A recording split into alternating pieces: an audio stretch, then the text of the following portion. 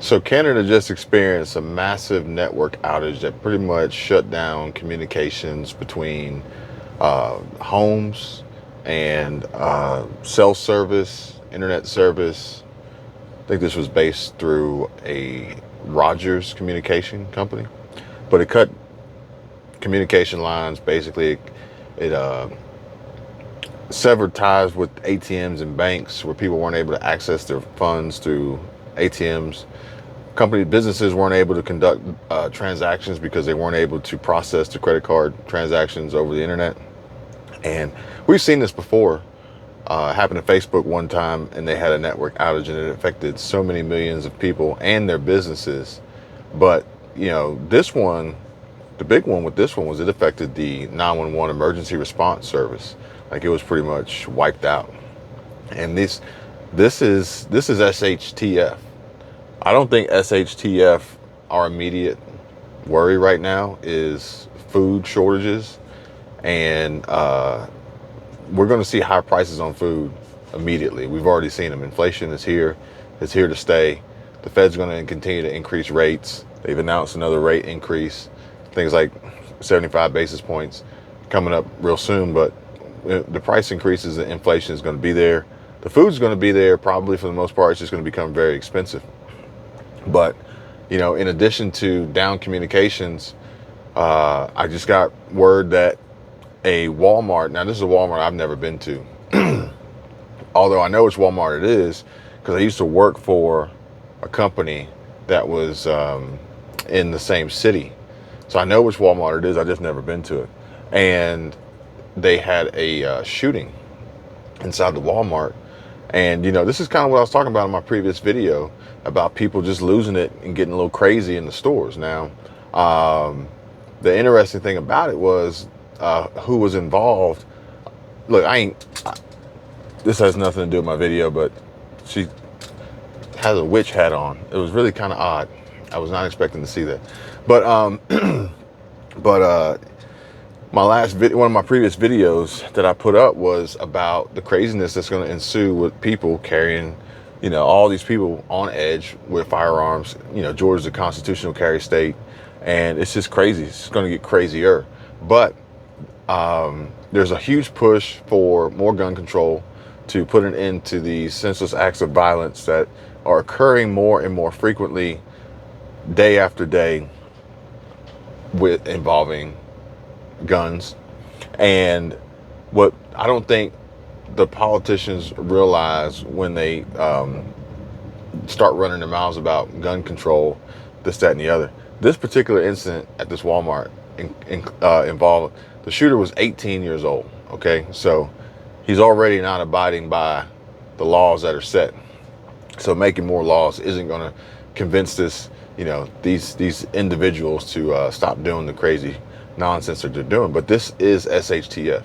This is hopefully what you guys are preparing for, because now is a time where you can't really separate yourself from your family inside of a store. Like, imagine if you were in Walmart and you were shopping for groceries, and whoever, whether it be a kid, obviously you're not going to leave like a 2, 3, 4, 5-year-old on their own, but maybe 12, 13, 14-year-old with you, and they're saying, hey, mom, can I go get some ice cream? And you're like, fine, go get the ice cream, meet me at the checkout. And then you separate, and then next thing you know, you hear pop, pop, pop, pop. You hear gunshots. How you gonna feel? What are you gonna do? So, like, now you can't do that. This is part of preparing for SHTF. This is SHTF. The people inside the Walmart in Riverdale, Georgia, shopping when shots were fired, shit had hit the fan. Period. No doubt about it. Shit hit the fan. So reports claim that people were panicking, losing their minds, running around the stores, trying to exit, possibly trampling over each other, leaving checkout, leaving their purses and their belongings behind, even leaving some credit cards in the machines while they were checking out just to run. And you can't, like, this is what you got to prepare for, this craziness. And this could be widespread with the threat of communications having the ability to be. Now, the communications error in Canada may not have been intentional, but you got to understand, if this were intentional and they knew that they could cut the line to 911 emergency services, you got to understand the situation and the position that you're going to be put in based on that information. Now, we just left a campsite in we just left Yellowstone. So we were West Yellowstone in Montana. I don't remember the name of the city exactly, but the campsite had no internet and no cell service.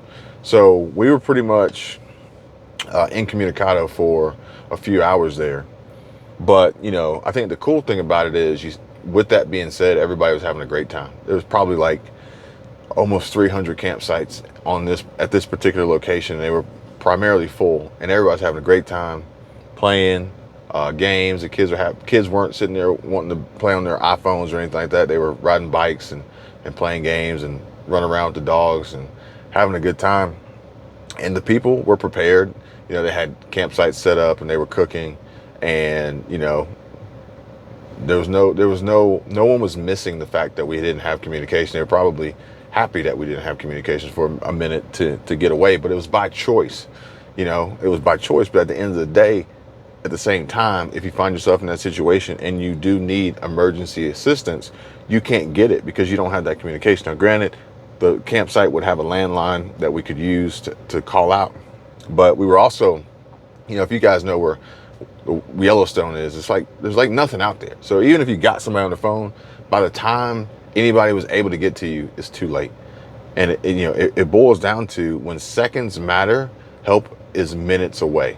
So they're never going to be there fast enough to save you in these situations. You have to be prepared yourself to do all you can to survive, to navigate these unknowns. And look, those who are carrying concealed, depending on what state you live in, but those who are carrying, whether it's concealed or open, whatever, do your training, practice, be proficient, because when shit hits the fan, like particularly in Walmart here recently, your adrenaline is going to be rushing, and you're not going to be in the comfort of your own home or the comfort of a shooting range where you're in a controlled environment and you can get set up just right and get a good purchase. And not going to happen. You're going to be frantic. Your heart rate is going to like increase tenfold. It's going to be like you got shot with epinephrine like immediately.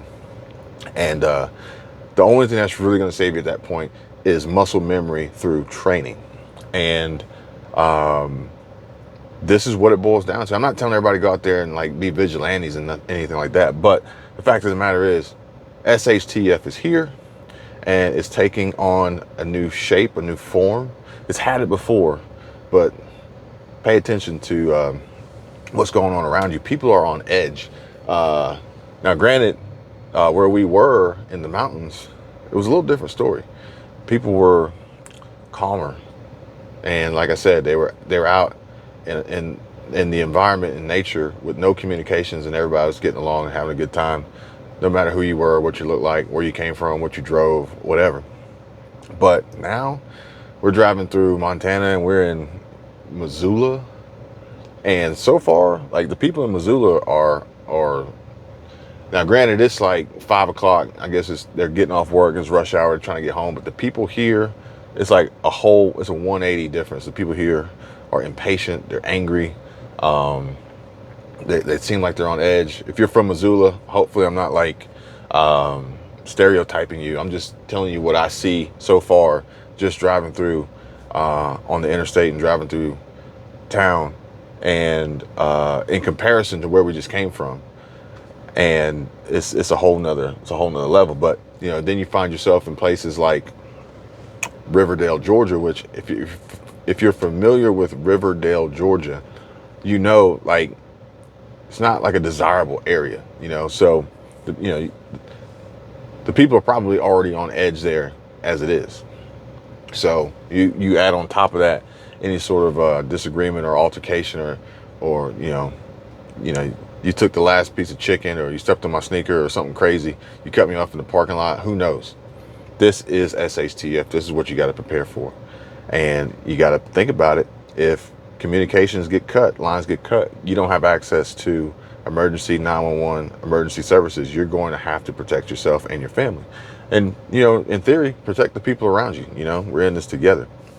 But at the same time, even if it doesn't get to a life or death scenario or life or death situation, you got to think, if the emergency is for you to access your money, well, then you may be SOL, because you can't access your money because the communications have been cut and the ATMs don't work, and bank transfers don't work, credit card transactions don't work. So, with that being said, probably would be a good idea to have, and I've said this before, have some physical cash available on hand. You just never know when you're going to need it. You never know when you're not going to have the ability to go get it. And also, maybe have some other bartering tools available to you. We can go down a complete list of what those could possibly be, but cash, I would start with cash. That's going to be your best bartering tool right now in this day and age. Even if, we're sitting here, we're at a Costco. I don't know if you guys can see that.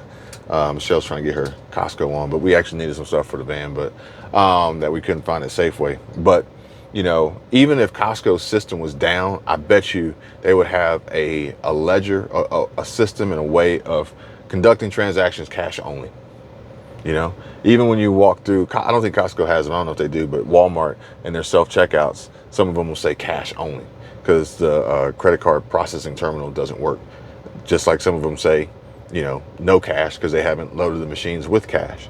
But at the end of the day, you're going to want to have some form of solution and be trained and prepared for what could occur at any given time, any moment, and have a backup plan. So, cash could be your backup plan, but, your best backup plan in a situation like active shooter situation is going to be training. That is going to, your first, line of defense is your own personal protection. In this right here, your brain. Think smart, don't panic. Try to, especially when you walk into today, you walk in any building, you need to be paying attention to the people. You need to be paying attention to security. You need to be paying attention to possible threats. You need to be paying attention to exits, multiple exits. And, if you choose to exercise your Second Amendment right, and you have a firearm on you, open carry, concealed carry, however you want to do it, training is going to be your best backup plan, because just having it doesn't make you, doesn't make it that useful to you if you don't know how to safely and effectively utilize a tool that you have brought with you for protection. Anyway, shit's crazy. I want you guys to be ready and be prepared for it. Hopefully the next video is going to be a little bit more upbeat, but unfortunately this is the world that we live in and the nonsense that's going on. And, even though Canada's communications got cut, across the border, this could happen anywhere. And, just got to pay attention, educate yourself, more knowledge, the better. And, try to stay safe. Try to stay safe. Prepare yourself to be safe and be prepared for whatever SHTF may be.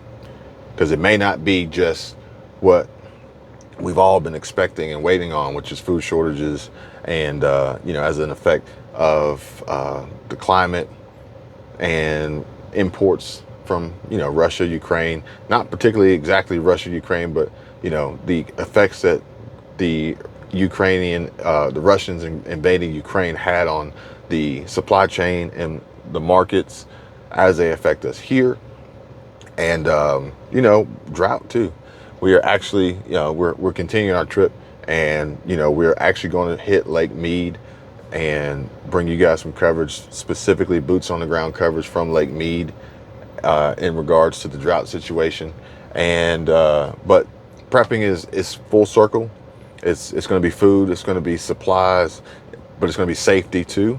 And it's going to be like a mental prep as well. Mentally prepare yourself for whatever may happen out here in these streets, doing something you do every single day or every single week or, every month you go shopping or whatever, and it's normal.